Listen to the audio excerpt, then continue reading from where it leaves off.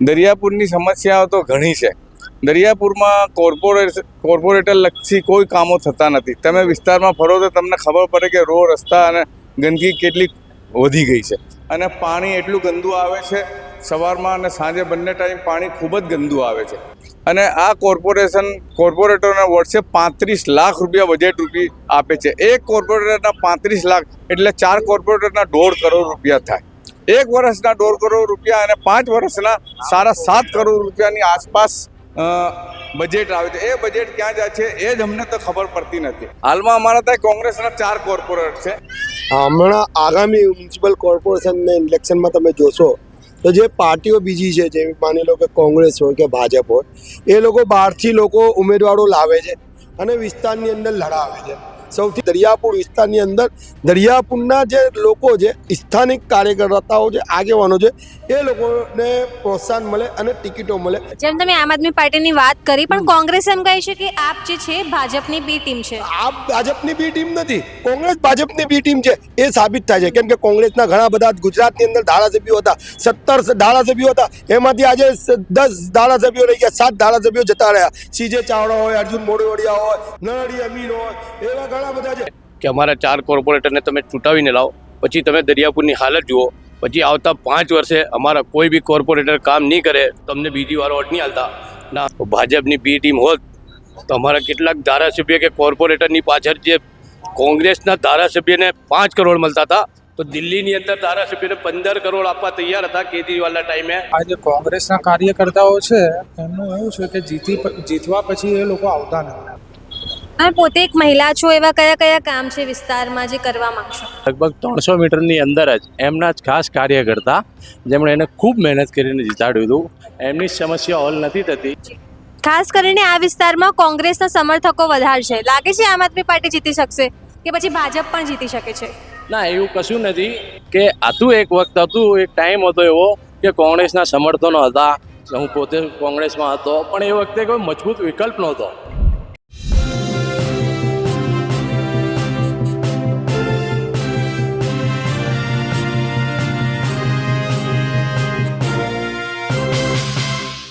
નમસ્કાર, હું છું ચંદ્રિકા પુત્રી નિરાલી.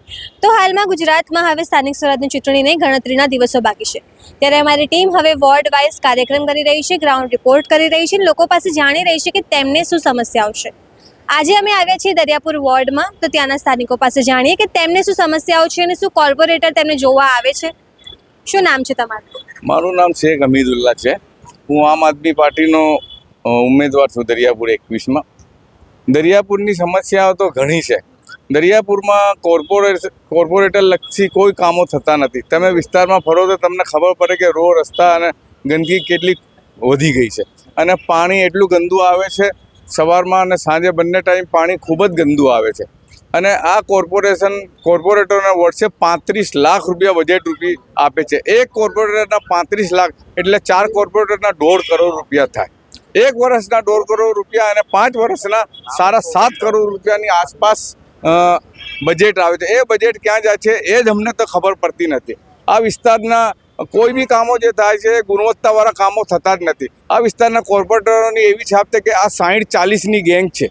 લોકો એમને 60-40ની ગેંગથી ઓળખે છે, કેમ કે 60-40 એટલે 40% કમિશન અને 60% એ પૈસા એમને આપે છે. એટલે 40% કમિશન લે તો કોઈ બી કામ ગુણવત્તાવાળું થાય જ ના. આ જે કામ થાય અઠવાડિયા પછી એ કામ એનું એ જ થઈ જાય છે. અને શાળાઓમાં હર વર્ષે રંગરોગાન કરી ફોટા પડાવી અને પૂર્વ ધારાસભ્યશ્રીઓ અને એમના કોર્પોરેટરો જતા રહે છે, પણ શાળાઓમાં શિક્ષકો નથી. શાળાઓમાં રંગરોગાન છે પણ શિક્ષકો નથી. વિસ્તારમાં તમે અંદરના વિસ્તારમાં તમે ફરો તો તમને ખબર પડે શું પરિસ્થિતિ છે. અમુક વાર તો જે બૈરાઓ જે ફરે છે એમને બાઇક પર બેસે તો એમને કમરની તકલીફો થઈ ગઈ છે. એટલા ઘણા મહિલાઓની બી આવી પરિસ્થિતિ છે. એટલે અમે તો આવનારા દિવસોમાં લોકોને એવી જ લોકો જોડે અપેક્ષા રાખીએ છીએ કે હવે દરિયાપુર વિસ્તારમાં એક બદલાવ લાવવાની ખૂબ જ જરૂર છે અને એક ઈમાનદાર પાર્ટી જે આમ આદમી પાર્ટી છે એમને લાવવાની ખૂબ જ જરૂર છે. જે લોકોના જે બજેટ રૂપિયા જે કરોડ રૂપિયા છે એ કરોડ રૂપિયા ઈમાનદારીથી વપરાય અને વિસ્તારના જે સુખાકારીના કામો છે એ ખૂબ જ સારી રીતે અને ઈમાનદારીથી થાય એવી આશા છે અને લોકોમાં બદલાવની લહેર છે કે આવનારા દિવસોમાં આમ આદમી પાર્ટીને લોકો સ્વૈચ્છિક મતો આપીને ભવ્ય વિજયથી જીતાવે એવી અમને લોકોથી આશા છે અને લોકો સામેથી અમને કહે છે કે આ બહુ થઈ ગયું, હવે તો કરપ્શન, હવે એમને જાકારો આપો. હાલમાં તમારે અહીંયા કોર્પોરેટર કયા કયા છે? હાલમાં અમારા ત્યાં કોંગ્રેસના 4 કોર્પોરેટર છે. નીરવ બક્ષી છે, ઇમ્તિયાઝ શેખ છે, માધુરી કલાપી છે અને સમીરા માર્ટિન. આ 4 કોર્પોરેટર છે, પણ 4 કોર્પોરેટરો તો લોકોને દેખાતા જ નથી. લોકોને એક જ કમ્પ્લેન છે, તમે વિસ્તારમાં ફરો તો લોકો કહે છે કે કોર્પોરેટર કોણ છે અમને તો ખબર જ નથી. લોકો કામ કરવા જાય એમને ધક્કા ખાય છે, એ ફોનો કરે છે, કોર્પોરેટરો એમના ફોનો ઉપાડતા નથી. તમે શું કહેવા માંગો છો? શું નામ છે? મારું નામ ગુલામ ફરીદ શેખ છે અને હું સામાજિક કાર્યકર છું.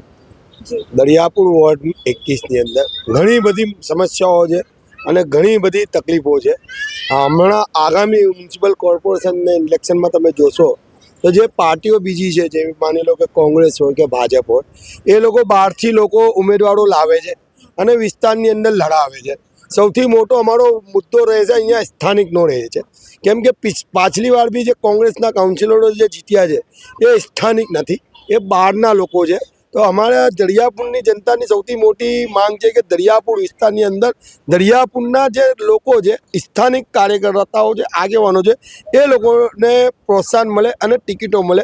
જે રીતે અત્યારે હાલમાં આમ આદમી પાર્ટી દ્વારા દરિયાપુર રોડની અંદર સ્થાનિક લોકોને ટિકિટો આપવામાં આવી છે, યુવાનોને ટિકિટો આપી છે, નયા ચહેરાઓને ટિકિટ આપી છે. તો લોકોની અંદર બદલાવનો એક માહોલ છે કે ભાઈ દરિયાપુરની અંદર હવે બદલાવ લાવવું છે અને દરિયાપુર વિસ્તારની અંદર જે લોકો દરિયાપુરના પોપડ હોય અને દરિયાપુરની ભૌગોલ પરિસ્થિતિ જે સમજી શકતા હોય એવા લોકોને અમારે વોટ આપવું છે. તો આમ આદમી પાર્ટી દ્વારા એવા સ્થાનિક લોકોને અમે ઉમેદવારો બનાવ્યા છે અને લોકોનો સામેથી આવકાર છે, લોકો સામેથી આવે છે. લોકોને એ ઉત્સાહ છે કે હવે કોંગ્રેસ અને ભારતીય જનતા પાર્ટીથી અમે થાકી ગયા છે, અમને ત્રીજા વિકલ્પ તરીકે આમ આદમી પાર્ટી છે.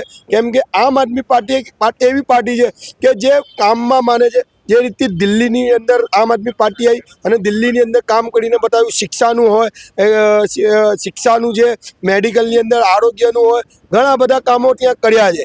એવી રીતે પંજાબની અંદર આમ આદમી પાર્ટી દિલ્હીના જો કામ જોઈને પંજાબની અંદર લોકોએ આમ આદમી પાર્ટીને ચૂંટીને ત્યાં પંજાબના મુખ્યમંત્રી તરીકે આમ આદમી પાર્ટીના બેસાડ્યા અને ત્યાં પણ લોકોએ આવકાર આપ્યું અને ત્યાં પણ અમારી 92 સીટ છે, તો ત્યાં પણ એક બહુ સારું કામ આમ આદમી પાર્ટી કરે છે. અને ત્યાં એક પંજાબની અંદર ડ્રગ્સનો મોટો મુદ્દો હતો, એને આમ આદમી પાર્ટી દ્વારા નાબૂદ કરવામાં આવ્યું. એવી રીતે ગુજરાતની અંદર જોવા જઈએ તો ભાજપ અને કોંગ્રેસ બંને મળીને કોઈ પણ જાતના ગરીબોના અને જનતાના મુદ્દા ઉપાડતા નથી. તો આમ આદમી પાર્ટી જે 2022માં આવી, અમને અહીંયાથી 14% જેટલા મત આમ આદમી પાર્ટીને આપ્યા, 5 સીટો આપી.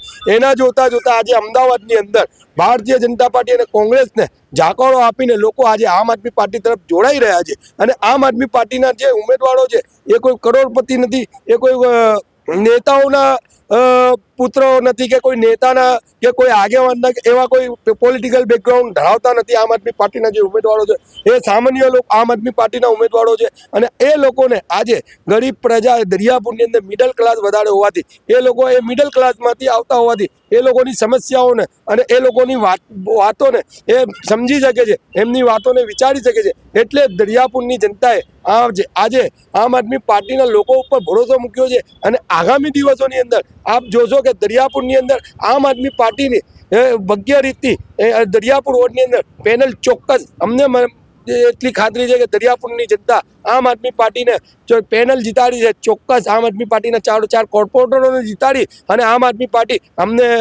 પાર્ટીને દરિયાપુરની જનતા આશીર્વાદ આપશે. જેમ તમે આમ આદમી પાર્ટીની વાત કરી, પણ કોંગ્રેસ એમ કહે છે કે આપ જે છે ભાજપની બી ટીમ છે. આપ ભાજપની બી ટીમ નથી, કોંગ્રેસ ભાજપની બી ટીમ છે એ સાબિત થાય છે. કેમ કે કોંગ્રેસના ઘણા બધા ગુજરાતની અંદર ધારાસભ્યો હતા, 17 ધારાસભ્યો હતા, એમાંથી આજે 10 ધારાસભ્યો રહી ગયા, 7 ધારાસભ્યો જતા રહ્યા. CJ ચાવડા હોય, અર્જુન મોઢવાડિયા હોય, નરડી અમીર હોય, એવા ઘણા બધા છે. શાહપુર વોર્ડની અંદર કોંગ્રેસ પાર્ટી જે ગયા વખતે કોર્પોરેશનની અંદર ટિકિટો આપી હતી એ આજે ભારતીય જનતા પાર્ટીમાં જતા રહ્યા છે. એટલે અહીંયાથી જે લોકો છે એ ભારતીય જનતા પાર્ટીની સાથે કોંગ્રેસ પાર્ટીના જે છે એ મળેલા છે. આમ આદમી પાર્ટી મળેલી નથી. અત્યાર હાલની અંદર ગુજરાતની અંદર 166થી વધારે આમ આદમી પાર્ટીના કાર્યકર્તાઓને આજે ભારતીય જનતા પાર્ટીએ ખોટા કેસો કરીને એ સાબિત કરી દીધું છે કે આજે આ ગુજરાતની અંદર કોઈ ભારતીય જનતા પાર્ટીને સપોર્ટ ફાઇટ આપી શકે છે, એને ટક્કર આપી શકે છે, અને ગુજરાતની અંદર જો કોઈ પાર્ટી જીતી શકે એવી પાર્ટી હોય તો આમ આદમી પાર્ટી છે. તો આજે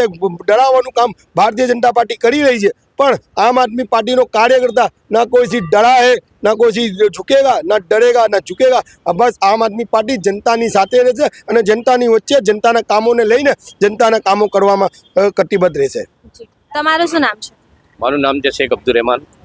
હું અહીંયા દરિયાપુર વોર્ડ નંબર 21માં સામાજિક કાર્યકર્તા છું આમ આદમી પાર્ટીનો.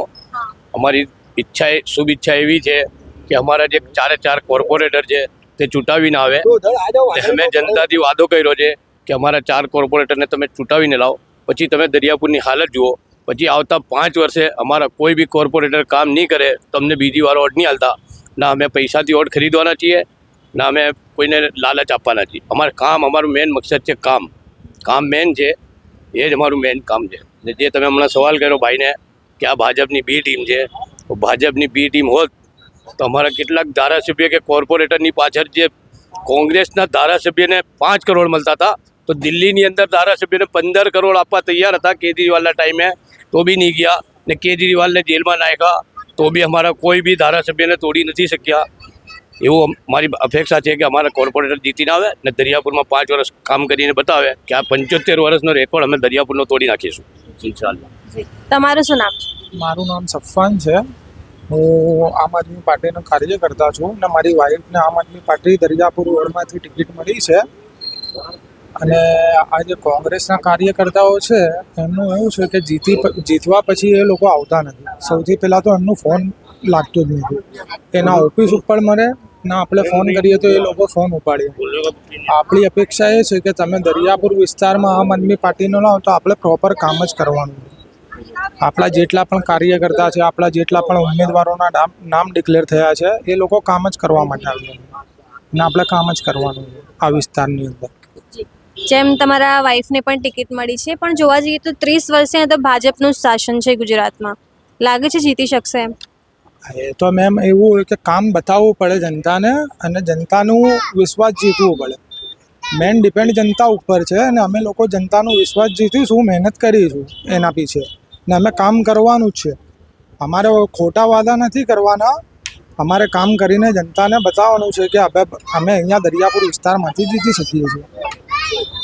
શું નામ છે તમારું? મારું નામ બુસરા છે. હું આમ આદમી પાર્ટીની મને ટિકિટ મળી છે. તમે પોતે એક મહિલા છો, એવા કયા કયા કામ છે વિસ્તારમાં જે કરવા માંગશો? मैं सबसे पहले तो चाहूँगी कि जैसे कि सड़क है, गटर है, जैसे कि हम जहाँ रहते हैं वहाँ बाजू अभी हमारी सड़क का कुछ काम नहीं हुआ है. वो सड़क का काम होवे सबसे पहले. जैसे शौचालय है वो भी सब बिगड़े हुए हमारे उधर के, वो सब पहले हो जावे. તમે આવશો તેવા કયા કામ બીજા જે છે જે મહિલાઓને કેવી રીતે આકર્ષશો? महिलावाला ખાસ કરીને મહિલાઓને કેવી રીતે આકર્ષશો આમ આદમી પાર્ટીને વોટ આપવા માટે? ये तो हम घर घर जाके कहेंगे ना कि भाई हम अभी तक जैसे भाजपा कांग्रेस ने कुछ किया ही नहीं है हमारे लिए. सिर्फ वोट लेने का होता है तब आते हैं, वोट के बाद कोई दिखता नहीं है. हम बस हमारे वो करके दिखाना है कि आम आदमी और पार्टी ये काम कर सकती है. તમારા અહીંયા ધારાસભ્ય કોણ છે? ग्यासुद्दीन भाजपा कौशक जैन. તો જેમ કૌશિક જૈન છે એ પણ ઘણા કામ તો કંઈક કરતા જ હશે ને વિસ્તારમાં? हमारे यहाँ अभी तक उन्होंने कोई काम किया नहीं है और हमने कोई काम उनका देखा भी नहीं है कि उन्होंने कोई काम किया होगा. શું નામ છે તમારું? મોહમ્મદ યુસુફ. તમારા વિસ્તારમાં શું સમસ્યાઓ શું છે? મારા વિસ્તારમાં સમસ્યાઓ બહુ છે. જેમ કે આમ જુઓ તો અહીંથી આપણે 200 કિલોમીટરની દૂરીમાં જાઓ તો ચૂંટાયેલા પ્રતિનિધિ આપણા ઇમ્તિયાઝભાઈ શેખની ઓફિસ છે ને આ બાજુ તમે જાઓ તો લગભગ 300 મીટરની અંદર જ એમના જ ખાસ કાર્યકર્તા જેમણે એને ખૂબ મહેનત કરીને જીતાડ્યું હતું, એમની જ સમસ્યા હલ નથી થતી તો એ લોકોએ સોશિયલ મીડિયા ઉપર ગ્રુપમાં વોટ્સઅપ ઉપર નાખ્યું હતું કે ભાઈ અમારા જોડે જીતીને આવીને અમારું જ કામ નથી થતું તો પ્રજાનું તો શું કામ થશે. તો આજ સુધી પ્રજાનું તો કોઈ કામ થયું જ નથી. અને બીજી વસ્તુ કે કચરાની સમસ્યા છે. તમે અંદરની બાજુ જાઓ તો તમને હું ઢગલો બતાવું. ગઈકાલ સવારથી ઢગલો પડ્યો છે અહીંથી 700 મીટરની અંતરમાં જ છે. તમે જોડે જઈને વિડીયો બનાવીને હું તમને આપું. ગલી ખાંચામાં તમે જાઓ તો લોકોના ઘરની ગટરોની સમસ્યા છે, એ બધી સમસ્યાઓનો હલ થતો જ નથી.